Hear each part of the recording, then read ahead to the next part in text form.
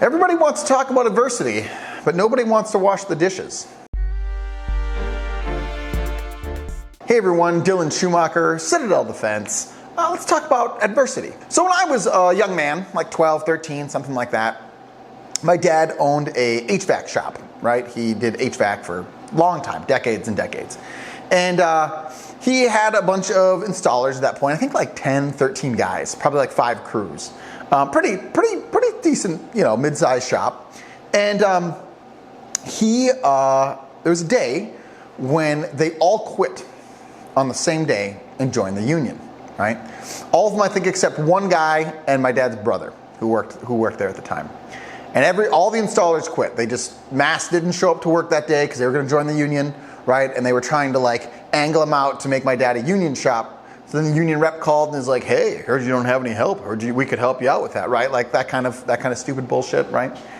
So my dad, who was a business owner and whatever, showed up to work that day and where is everyone? And found out that they all quit, right? I hate unions, right? With a good reason.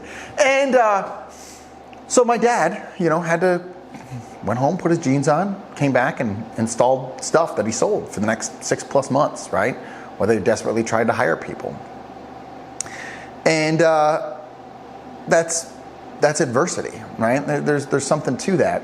And I was thinking about adversity the other day and overcoming adversity, and I think, it's all cool to talk about the overcoming the sexy adversity, right? Like, ooh, you want that 405-pound deadlift? You want 4 plates? You got to push through, right? You got to push through 365. You got to keep pulling when you think you quit.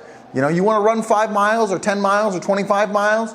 You got to run when it's hard. When you're in pain, you're tired, you got to just push through, right? Who's going to carry the boats? Who's going to carry the logs, right? There's the sexy adversity of it's physically painful and difficult, and we got to grit and push through it with determination.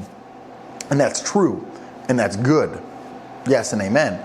But then there's the life adversity, right?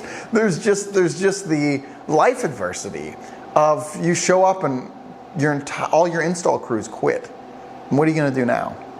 You come home and you had a bad day at work, and there's a bunch of dishes that you have to do because your wife was dealing with kids who weren't being obedient all day, right? And had her hands full. And now, we got to wash the dishes before we make dinner because we need those dishes to make dinner, right?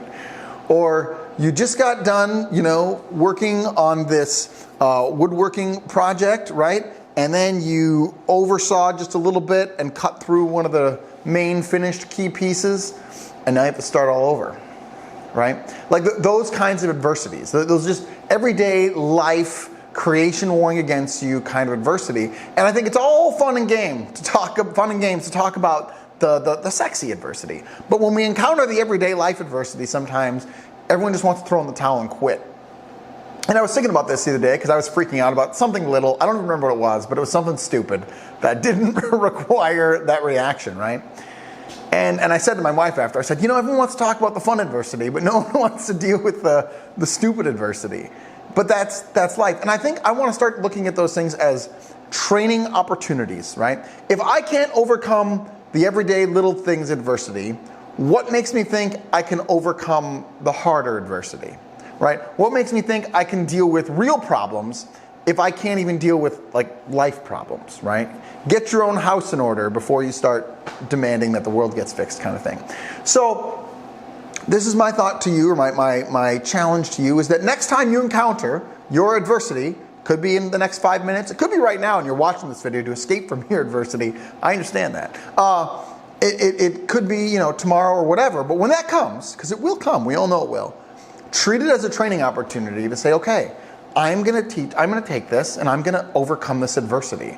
I'm not going to wilt. I'm not going to complain. I'm not going to whine. I'm not going to make a problem here. I'm going to overcome the adversity. Be resilient, gentlemen. We need you. Do brave deeds and endure.